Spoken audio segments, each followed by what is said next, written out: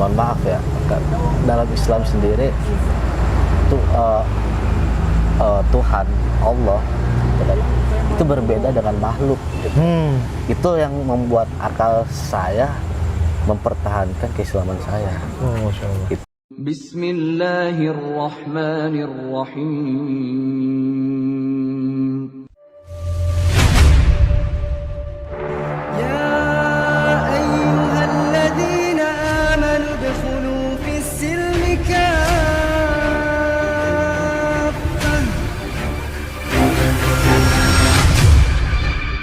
Assalamualaikum Mas. Waalaikumsalam Mas. Sehat Mas?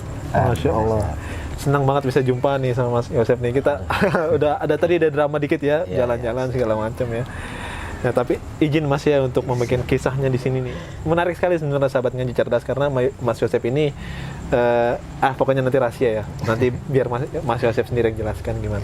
Tapi sebelum ke Mas Yosef, bagi sahabat Ngaji Cerdas yang ingin mendukung dakwah Ngaji Cerdas, silakan beli produk-produk dari Ngaji Cerdas. Di sana nanti kami sediakan linknya. Sahabat bisa klik langsung, di sana nanti ada kurma, ada parfum juga. Sahabat bisa membeli itu, dan sebagian hasil dari atau 100% dari hasil penjualan parfum itu dari produsennya itu diperuntukkan untuk wakaf pendidikan. Jadi selain sahabat juga dapat parfumnya atau wanginya, sahabat juga ikut berkontribusi untuk wakaf pendidikan sekolah Islam. Masya Allah. Baik Mas Yosef. Ya. Apa nih ya? Berarti sudah berapa lama nih kisah Lika-Liku Antum nih kira-kira apa yang perjalanan Antum dari kecil itu? Ya. Kalau dibilang waktu ya, lamanya berapa? Mungkin saya bisa merasakan dari kecil sih Mas. Dari kecil ya? Iya, dari kecil saya bisa merasakan bagaimana tekanan ya, terutama dari keluarga itu, tekanan. Untuk beribadah pun kayaknya banyak tekanan gitu. Oh gitu. Jadi kadang saya beribadah suka sembunyi-sembunyi. Oh gitu ya? Iya. Karena masih ini beda. Nah iya betul. Tunggu, maksudnya kalau boleh Anda tahu nih Mas, Ya. Antum tuh dibesarkan dari keluarga apa sih? Maksudnya yang keluarga yang bagaimana latar belakangnya gitu? Kalau dari keluarga ya, karena saya juga tidak bisa menjelaskan latar belakang keluarga Islam, karena orang tua saya salah satunya ada berbeda gitu. Bapak itu Nasrani, ibu Islam. Jadi kalau dibilang dari keluarga Islam, saya tidak mendapatkan pendidikan Islam dengan full. Dari keluarga Nasrani pun saya juga tidak mendapat gitu, karena saya lebih condong ke Islam gitu. Tapi sedangkan ke Islam pasti ada tekanan gitu. Jadi dulu masih kecil masih bingung sih latar belakang dari mana gitu sih. Pasti kan dapat juga omongan dari orang lain gitu ya. Iya pasti. Gimana tuh, maksudnya perasaan Antum pada saat itu tuh gimana sih, kalau boleh tahu? Kalau dibilang sedih mah ya pasti itu ya. Saya sedih karena saya lebih nyaman di Islam, tetapi ada tekanan dari keluarga sebelah, keluarga bapak saya gitu kan. Tekanan ya itu tadi awal saya katakan, ibadah saya harus sembunyi-sembunyi, jadi tidak nyaman, tidak tenang gitu kan. Itu semenjak Antum kecil gitu ya, dari Antum dari kecil sampai sekarang, tapi udah enggak? Sekarang sih alhamdulillah. Bapak saya mungkin dia mulai berpikir kali ya, untuk tidak mengganggu saya, akidah saya. Jadi kita masing-masing aja gitu. Itu sejak sekitar saya kelas SMA lah. SMA kelas 2. Oke, berarti bisa saya bilang bahwa Antum itu dibesarkan dari keluarga yang berbeda agama gitu ya. Iya, betul. Namun sebenarnya lebih condongnya ke Islam gitu. Iya, betul. Tapi ada beberapa tekanan daripada keluarga Bapak nih gitu ya. Betul. Di waktu terus berjalan sampai SMA Mas. Nah, SMA terus ke produktif sekarang nih, Masya Allah. Antum sendiri sekarang jadi benar-benar memilih Islam gitu. Itu kan bukan sesuatu yang mudah ya, maksudnya untuk memilih Islam, karena kita lihat bersama agama Kristen itu mudah ibadahnya, kemudian banyak kemudahan yang lainnya gitu ya. Apalagi ibadahnya cuma seminggu sekali. Nah, itu ada nggak pertimbangan-pertimbangan kayak gitu? Ya, kalau pertimbangan ya itu pasti ada lah Mas ya. Kenapa saya bisa memilih Islam gitu kan? oh, bukan berarti karena ibu saya Islam, Iya. tapi kenapa saya bisa walaupun ada tekanan ketika saya kecil, tapi saya tetap mempertahankan Islam saya, walaupun bisa dikatakan sebelum itu Islam saya Islam KTP atau Islam belum sempurna lah ya, belum terlalu tahu hukum-hukumnya gitu. Cuma saya bisa mempertahankan itu karena saya yakin bahwa Islam itu agama, bagi saya agama yang benar, agama yang baik gitu. Karena dari konsep ketuhanannya pun kita masih bisa kita buktikan dengan akal. Masya Allah. Kita buktikan dengan akal. Mohon maaf ya, dalam Islam sendiri itu Tuhan Allah itu berbeda dengan makhluk. Itu yang membuat akal saya mempertahankan keislaman saya. Oh, Masya Allah. Gitu. Bisa dibilang mungkin hampir murtad, kalau nggak berpikir kayak gitu mungkin bisa murtad kali ya. Bisa. Gitu. Cerdasnya Mas Yosef mikir kayak gitu. Iya. Oke, lanjut Mas, silakan. Bisa. Karena itu sih konsep ketuhanan di Islam itu yang sangat benar-benar membuat memuaskan akal dan jiwa saya. Gitu. Oke. Tentang konsep ketuhanan ya, Masya Allah. Maksudnya lebih detailnya gimana nih? Kok bisa antum bisa berpikir seperti itu? Ya, karena dalam Islam Tuhan sendiri Allah itu tidak digambarkan seperti makhluk kita yang kita bisa lapar, kita bisa ngantuk, bisa tidur. Di agama lainnya saya tidak menyebutkan agamanya, ada Tuhan, dia hanya khususkan itu aja, khususkan tugasnya ini, dan ada tugas lain untuk Tuhan yang lain, gitu kan. Tapi Islam itu tidak. Tuhan Islam itu tidak. Tuhan dalam Islam itu dia menguasai semuanya, melebihi dari apa yang bisa makhluknya. Gitu kan. Itu sih yang saya membuat. Berarti Tuhan itu berbeda dengan makhluk. Iya, Masya Allah. Itu sih. Walaupun banyak orang di luar sana yang bilang gini Mas, kan nggak kelihatan nih kata gitu kan, mana nih orang-orang samping ya Masya Allah ya, atau beragama sebelah gitu ya. Ya. Mereka sering menanyakan seperti itu, ataupun orang ateis bahkan. Ya. Nah ini kadang-kadang suka menggelik gitu ya ibaratnya pernyataannya. Nah ini gimana nih? Tuhan itu nggak kelihatan ya. Walaupun nggak kelihatan, tapi kan bisa kita buktikan dengan keberadaan ciptaannya itu. Kita tidak mungkin melihat sebuah pohon ada tegak ke langit, air laut yang luas. Itu mustahil manusia yang membuat, gitu kan. Kita memang tidak bisa kelihatan, tetapi kita bisa membuktikan ciptaan-ciptaannya. Berarti adanya air laut, adanya langit, itu ada yang menciptakan. Gitu. Siapa yang menciptakan? Gak mungkin manusia, gitu kan. Pasti ada yang lebih tinggi lagi. Itu yang menjadi meyakini saya. Masya Allah ya. Bisa dibilang dari SMA ini udah punya pemikiran seperti ini berarti? Apa dari pas hijrah sebetulnya dari umur berapa tuh? Untuk pemikiran ini ya, sebenarnya saya dari kecil sih. Dari kecil? Iya. Oh, Masya Allah. Sudah dari kecil punya pemikiran ini gitu. Tuhan itu nggak mati bagi saya. Kalau mati, berarti dia sama kayak makhluknya gitu. Saya dari namanya anak kecil dulu nyeleneh ya Mas ya. Oh Tuhan bisa mati, bisa berdarah-darah gitu. Jadi saya udah dari kecil, walaupun saya masih kecil itu belum banyak mengerti gitu. Tapi sudah bisa merasakan itu.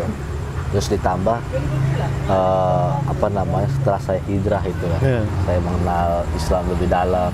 Ternyata apa yang saya pegang yakini dari kecil itu benar gitu kan. Ya sia-sia gitu kan.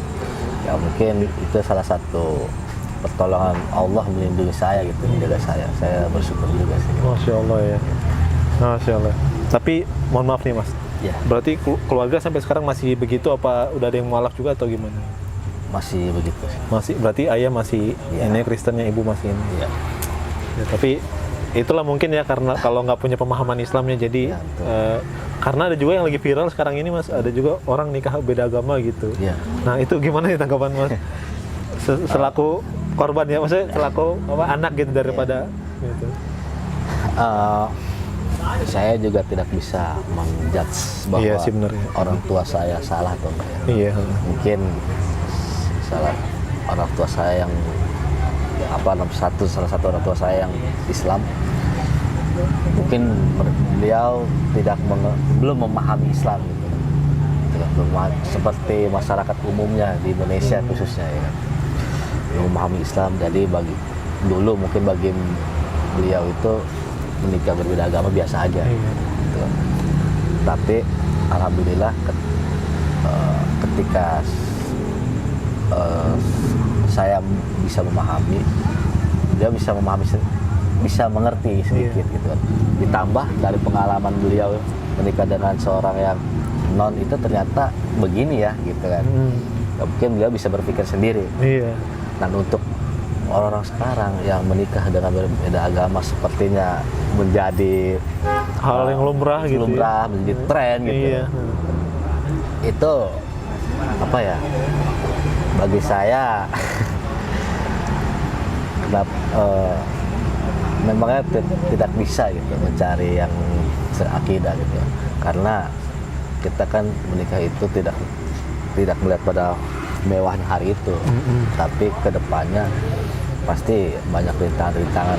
Yang namanya perbedaan dalam rumah tangga ada ya. Iya. Tapi ini kan lebih riskan kalau bisa berbeda agama, berbeda pandangan secara akidah. Gitu.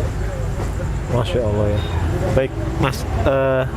Tapi mohon maaf Mas, dari respon ibu ketika antum sudah hijrah begini nih, ataupun respon ayah gitu ya, melihat aktivitas antum kan sibuk nih, Masya Allah. Yang saya ketahui ya, maksudnya dakwah, wah, Akbar nih, Masya Allah ya.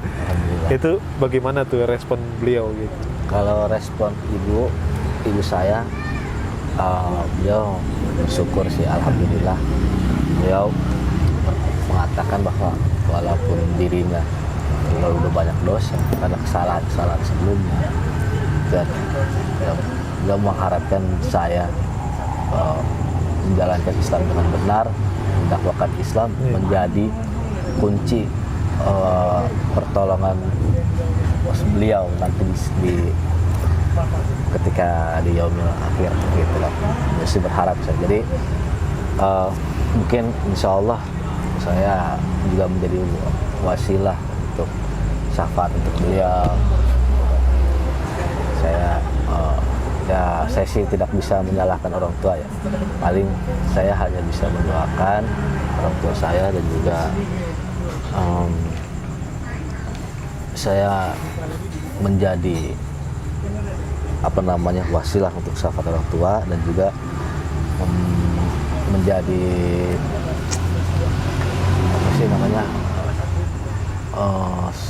suatu rahmat dan berkah lah untuk orang tua saya ke depannya gitu. Amin.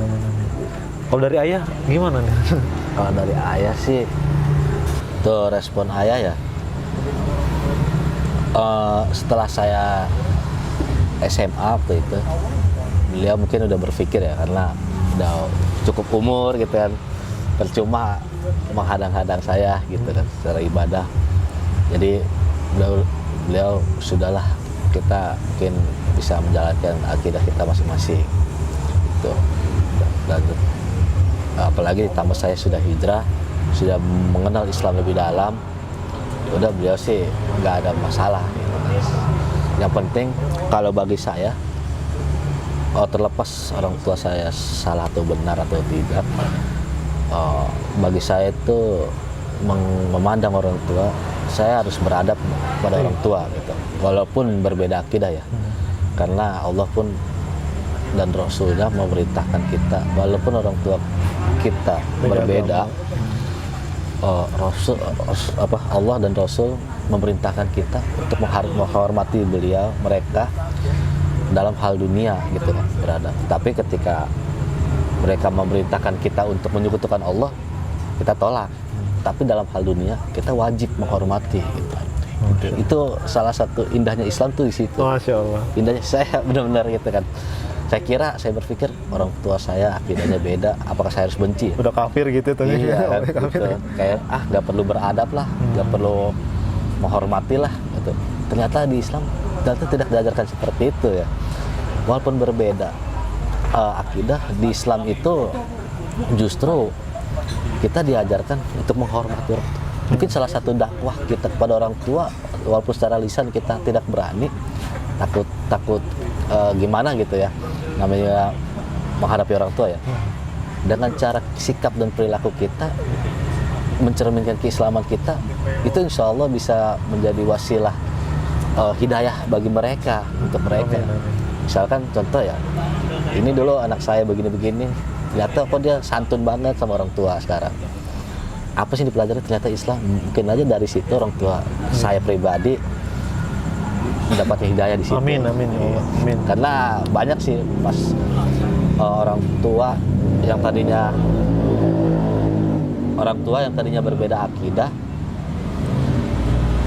anaknya padahal tidak mendakwakan secara lisan, tetapi orang tua itu bisa masuk Islam karena perilaku anaknya Masya Allah. yang berubah gitu. Ternyata Islam mengajar Masya Allah, ya. luar biasa gitu. Allah, ya itu salah satu hikmah Islam ya, Ya, maksudnya betul, Mas. mengajarkan kebaikan kepada kedua orang tua, termasuk saya juga Mas, orang tua saya kan masih belum juga memeluk Islam ya. Doakan juga ya, mudah-mudahan Siap. ini. Insyaallah. Ya, yang saya juga mempunyai persepsi yang sama Mas Joseph gitu ya. Ketika Allah bilang kan, wa qadara rabbuka alla ta'budu gitu ya. Hormatilah orang tua kalian walaupun dia itu beda agama, dan jangan katakan Ya, aja nggak boleh kan. nggak boleh. Gitu. Betul. Masya Allah. Ya kita doakan ya orang tua kita dapat hidayah. Amin. Tapi sekarang udah akrab ya hubungan gitu ya. Alhamdulillah. Udah sering main apa gimana? Antum sering main ke rumah apa gimana? Ya, sering ya. sering main itu. Berarti sekarang udah harmonis lah ya. Harmonis. Masya Allah ya. Alhamdulillah lah. Bisa disimpulkan mungkin ketika antum kenal Islam secara dalam ya, jadinya seperti itu ya, harmonis kemudian. Oke. Baik, kalau seandainya mungkin biasa panggil papa apa mama nih, atau ayah apa ibu? Bapak sama mama sih. Nah itu barangkali ya, Iya. nonton gitu. Iya. Kira-kira mau bilang apa nih? Untuk keduanya atau gimana? Iya, keduanya boleh. Untuk ibu saya ya. Pertama untuk ibu saya, ketika sudah tidak perlu menyesali hal yang sebelumnya gitu. Nah yang sudah terjadi ya sudah terjadi. Kita ke depannya ketika kita sudah memahami Islam, kita harus merubah diri kita semampu kita, sepemahaman kita gitu. Dan sambil kita berbenah dan menggali ilmu-ilmu Islam yang lain gitu. Dan untuk ibu saya selalu menjaga. Ini sebelumnya sih saya sih sangat bersyukur ya kepada Allah yang telah memberikan seorang ibu. Iya. Kepada ibu, khususnya ibu seperti ibu saya gitu. Dulu ada kisah, ini kisah nyata benar.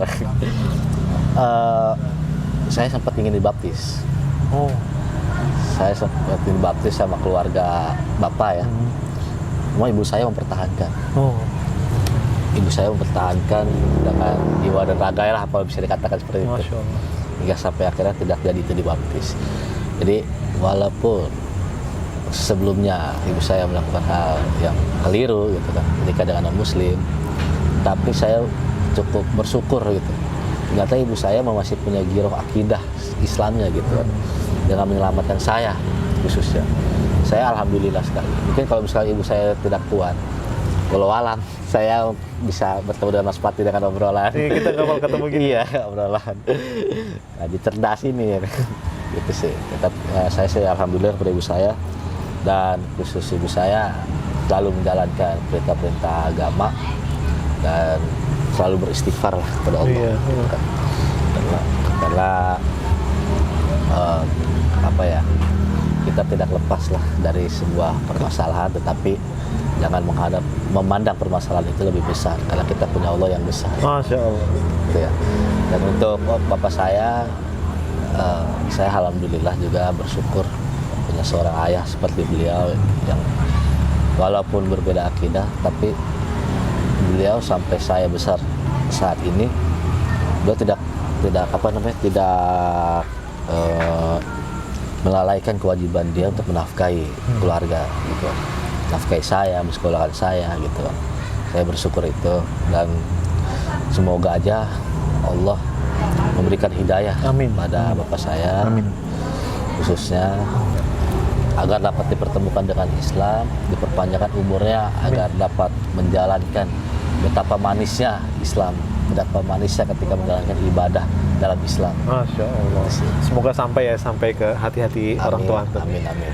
Mas, silakan diminum dulu Mas. Nah, ini Masya Allah nih. Sayang kalau nggak diminum. Mas. Jadi tempat ini antum yang rekomendasiin ya, Masya Allah. Ya. Syukron nih. Nah, ini ada di daerah Tangerang, sahabat sekalian. Ini adalah tongkrongan tikum ya. Jadi kalau sahabat ngaji, ini daerah mana Mas? Apa nggak tahu? Mutiara Pluit. Hah? Mutiara Pluit. Mutiara Pluit. Nah, ini kalau misalnya sahabat lewat sini, silakan. Ini tempatnya enak banget.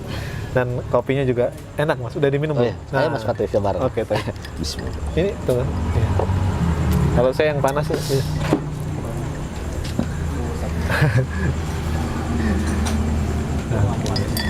Makasih ya Mas. Ya, Masya Allah. Baik. Nah inilah tempatnya ya. Mudah-mudahan banyak yang ngunjungin Insya Allah. Ya itu Instagramnya tongkrongan tikum, tongkrongan tikum. Silakan di follow juga. Oke, Mas Joseph. Berarti itu udah maafan ya. Berarti nggak syahadat ya dari kecil, berarti udah nggak ada ikrar syahadat lagi ya, karena udah Muslim dari lahir ya. Bisa dibilang gitu. Nah ini kan yang saya tahu, yang saya pahami dari kenal Mas Joseph juga, kan kegiatan dakwahnya banyak nih. Iya. Ini yang bikin semangat apa nih? Bahkan katanya juga membuat suatu komunitas gitu ya. Apa katro ya? Oh, bukan saya sih, buat teman ya. Ya. Oke. Sempat aktif juga lah di komunitas itu ya. Iya. Ini yang mendorong semangat antum untuk berdakwah untuk anak-anak muda apa nih? Kalau boleh tahu. Apa ya? Jadi ketika saya mengenal Islam itu lebih dalam, ternyata melihat banyaklah kebenaran dalam Islam. Kita khususnya pemuda Islam yang diberikan jiwa tubuh yang sehat, yang kuat, harus kita manfaatin itu. Sebelum kan kata ada Sayyidina Ali ya, ada 5 perkara sebelum Wah, Masya Allah. kan, gitu. Muda sebelum tua, sehat sebelum sakit gitu. Itu kita masih muda yang otomatis kebanyakan pemuda itu diberikan tubuh yang kuat, tubuh yang sehat. Itu benar-benar harus kita manfaatkan. Pemberian dari Allah itu harus benar-benar kita manfaatkan. Apalagi kita yang sudah mengenal Islam. Gitu. Kita benar-benar harus memanfaatkan jiwa tubuh kita ini untuk berdakwah, karena ketika kita mengenal dakwah, kita akan mengerti sendiri bagi betapa manisnya dakwah itu. Dan ditambah ridho Allah lah. Pastinya kita niatnya pasti itu ridho Allah. Itu lebih utama sih. Lagi itu aja sih Mas. Baik, Masya Allah ya. Tapi yang saya ketahui jadi mungkin antum punya tujuan menjadikan komunitas ini menjadi Muslim yang kafah gitu ya, Masya Allah ya. Amin. Nah, tapi penting nggak bagi Mas Joseph nih menjadi seorang Muslim yang kafah? Gitu. Bagi saya bukan penting lagi lah. Iya. Bukan bagi saya aja ya. Harusnya bagi seluruh umat Islam. Bagi seluruh umat Islam itu. Saya juga. Iya. Termasuk kita semua ini. Menjadi Muslim kafah itu benar-benar harga mati. Harga mati. Ya harga mati, karena kita surganya Allah itu mahal. Setuju. Kita hanya sholat 5 waktu udah soal surga. Gak bisa. Karena belum tentu sholat kita semua diterima, gitu kan. Nah, makanya saking bijaksananya Allah, ibadah dalam Islam itu selain sholat 5 waktu itu banyak. Termasuk dakwah, ini ibadah yang paling utama sebenarnya. Dakwah Masya Allah, iya. Dakwah itu ibadah yang paling utama gitu. Karena dalam dakwah ini kita tidak memikirkan diri sendiri. Kita mau berdakwah berarti kita memikirkan umat. Bukan hanya umat Islam, tapi umat manusia. Namanya manusia itu nggak hanya Islam aja kan. Ada yang Nasrani, Konghucu dan lain-lain, gitu kan. Tapi dakwah Islam ini dikhususkan bukan untuk umat Islam, tapi untuk seluruh umat manusia. Makanya kenapa Islam disebut rahmatan lil alamin. Masya Allah. Rahmat untuk semua alam. Gitu. Tumbuhan hewan pun termasuk sebenarnya. Itu sih. Ya, jadi sangat penting sekali ya. Sangat Dan penting mungkin wajib juga ya, karena kan aturan Islam kan bukan hanya untuk diambil separuh dan dibuang setengah ya gitu ya. Jadi ya buat sahabat ngaji cerdas juga ataupun seluruh umat Islam harusnya menjadi Islam yang kafah gitu. Intinya harus benar-benar menyeluruh ya dalam menjalankan syariat Islam. Ya. Ini sayang banget buat sahabat ngaji cerdas kalau nggak disimak sampai habis gitu ya. Nah, Mas Joseph, kalau seandainya Mas Joseph punya pesan-pesan untuk sahabat ngaji cerdas nih, Ya. baik yang dia mualaf ataupun dia muslim dari lahir ataupun ya seluruh elemen ya, seluruh elemen non muslim ataupun Islam. Nah, silakan mau pesan apa kira-kira? Pesan-pesan ya.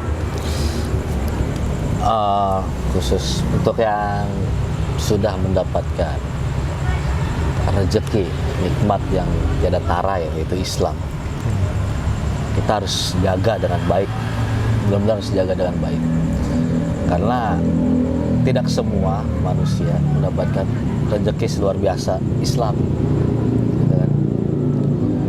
Karena banyak ya orang di luar sana yang lahir tidak dari rahim seorang muslim, padahal secara fitrah kita sudah muslim gitu.